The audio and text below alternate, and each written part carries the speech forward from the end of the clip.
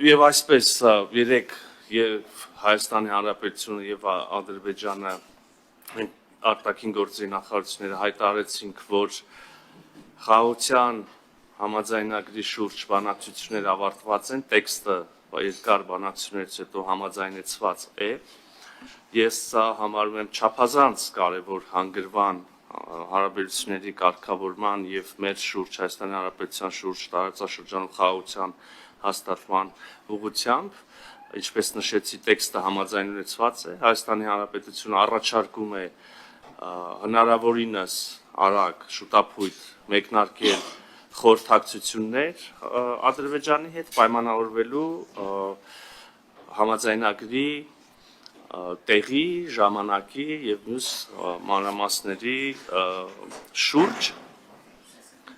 Նաեւ, ինչպես ասեցի, նկատեցի, որ ինչ որ հարցեր են առաջացել, շահարկումներ կան, ուզում եմ միանգամից, իհարկե հանգամանալից կխոսենք նաեւ ընթացքում, հարց ու պատասխանի ժամանակ, բայց մի քանի բան ուզում եմ միանգամից ասել։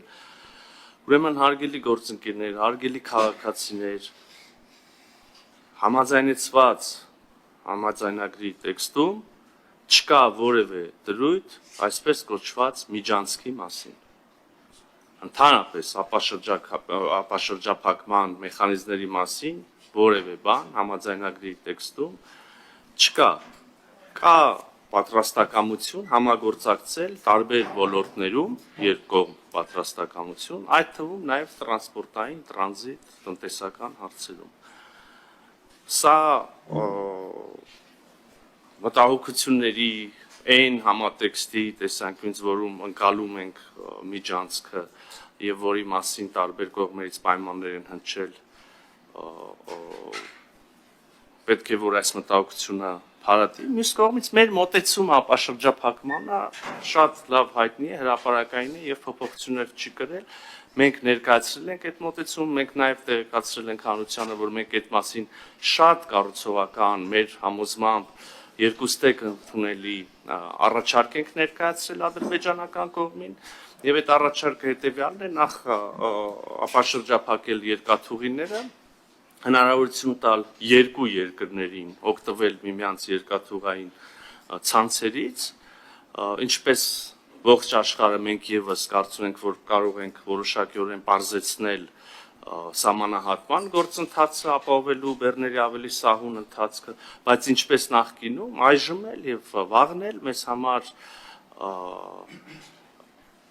անբեկանելի ընկալում եւ պայման է, որ բոլոր ենթակառուցվածքները, որոնք ապաշրջափակվեն, մնալու են եւ գործելու են այն երկրների ինքնիշխանության ներքո, որոնց տարածքում գտնվում են։ Այսինքն լավ ավելի ուրիշ բառերով ասեմ եւ ավելի պարզ եւ ուղիղ, Հայաստանի Հանրապետության բոլոր երկաթուղիները, բոլոր ճանապարհները, ենթակառուցվածքները մնալու են Հայաստանի Հանրապետության եւ գործելու են Հայաստանի Հանրապետության ինքնիշխանության ներքո եւ օրենսդրությանը համապատասխան։ Մենք նաեւ կարծում ենք, որ ինչպես եւ նախկինում համոզված ենք, որ որևէ երրորդ ուժերի կողմից այդ ենթակառուցվածքների վերահսկման կարիք չկա։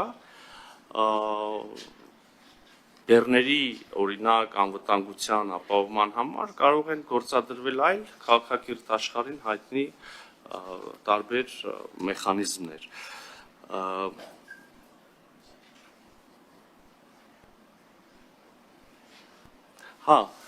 Համաձայնեցված տեքստում չկա որևէ դրույթ այն մասին, որ մինչև խորհրդային միության փլուզումը երկու երկրների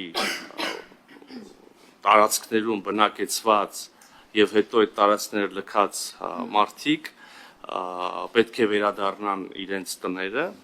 կամ այն տարածքները, որտեղ իրենց նախնիները ապրել են։ Նաեւ ուզում եմ անպայմանորեն ասել, որ լսեցինք ադրբեջանական կողմի մեկնաբանությունը Հայաստանի Հանրապետության սահմանադրության մասին, այս մասին իհարկե բնականաբար համաձայնագրի համաձայնեցված տեքստում կրկին ոչինչ չկա, ընդհանրապես համաձայնագրի տեքստում որևէ միակողմանի կարգավորում չկա։ Չկա նաև սահմանադրությունների մասին կարգավորում, Հայտնի է, որ մենք էլ ունենք մեր մտահոգությունները Ադրբեջանի սահմանադրության մասին, հայտնի է, որ մենք տեսնում ենք այնտեղ որոշակի նկրտումներ Հայաստանի Հանրապետության տարածքային ամբողջականության դեմ նկատմամբ, բայց նաև հայտնի է, որ մենք կարծում ենք, որ համաձայնագրի տեքստում ունենք որոշակի դրույթներ, որոնք փարատում են, եթե նույնիսկ, իսկ մենք համոզված ենք, որ ոչ, եւ մենք ունենք առնվազն մեր սահմանադրության մասով մեր սահմանադրական դատարանի համապատասխան դիրքորոշումը մեկ այլ առիթով, սա սահմանազատման հանձնաժողովների կանոնակարգերի հաստատման, ավերացման գործընթացում հայտնի սահմանադրական դատարանի դիրքորոշումը, որը հստակ ուղենիշ է եւ փարատում է բոլոր մտահոգությունները, բայց եթե նույնիսկ տեսականորեն իսկապես սահմանադրություններում կարող են լինել այդպիսի պահանջներ, ապա նաև մենք համաձայնագրի տեքստի ստորագրմամբ եւ վավերացմամբ, իդեպ այդ վավերացումը կրկին պետք է անցնի մեր սահմանադրական դատարանով մեր պարագայում, մենք ընդմիշտ այդ հարցերը կարող ենք համարել փակված, ինչևէ ամեն դեպքում, ինչպես որևէ խաղաղության համաձայնագիր, կարծում եմ կարևոր է որևէ խաղաղության համաձայնագրի պարագայում, մեր դեպքում եւս կարծում եմ, որ դատողություններ անելիս պետք է հիշենք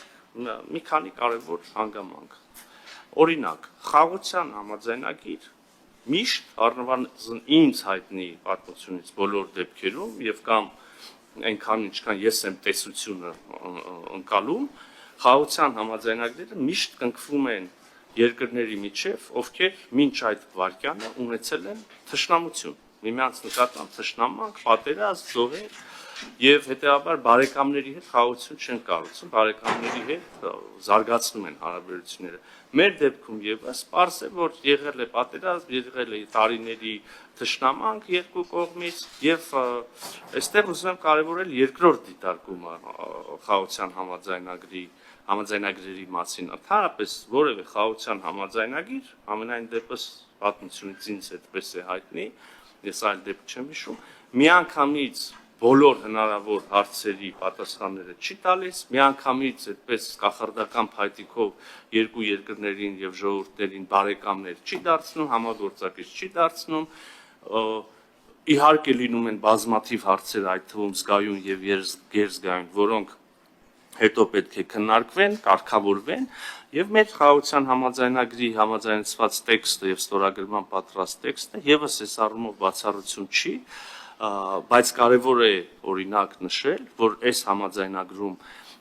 նախատեսվում են մեխանիզմներ, որոնք մենք եւ Ադրբեջանը համաձայնագրի ուժի մեջ մտնելուց հետո կարող ենք օգտագործել խնդիրները լուծելու համար եւ հարաբերությունների վերջնական կարգավորելու համար, օրինակ, մի փոքրիկ նշում անեմ այստեղ, ես իհարկե հասկանում եք հարգելի գործընկերներ, որ որոշակիորեն կաշկանդված են բառացիորեն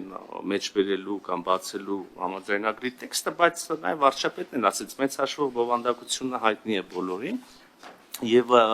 ուզում եմ ասել, որ համաձայնագրում նախատեսվում են մեխանիզմներ, որոնցով մենք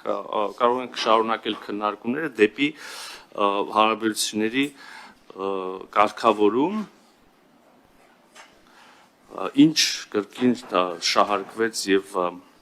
որոշակի անհանգստություններ առաջացրեց։ Մինսկի խումբը նաև գիտեմ, որ կհարցնեք հետաքրքիր է, Մինսկի խմբի վերաբերյալ մեր դիրքորոշումը եւս հայտնի է։ Մենք կարծում ենք, որ հարաբերությունների կարգավորումից հետո համենայն դեպս այն կարևոր քայլի կատարումից հետո ինչպիսին կլինի խաղաղության համաձայնագրի կամ եթե ավելի ճշգրիտ նշենք Ադրբեջանի, Հայաստանի Հանրապետության եւ Ադրբեջանի Հանրապետության միջև խաղաղության եւ հարաբերությունների հաստատման համաձայնագրի կնքումից հետո կարող ենք համարել, որ ինստիտուցիոնալ առումով արդեն փաստաթղթավորված, եթե կարելի ասել, հակամարտությունը մոտեցավ ավարտին եւ այդ պահին արդեն մենք էլ կարող ենք ասել, որ Մինսկի խմբի գործունեության անհրաժեշտությունը չկա։ Մինչ այս պահը ցավոք մենք տեսնում ենք, որ որոշ հռետորաբանության տարրեր,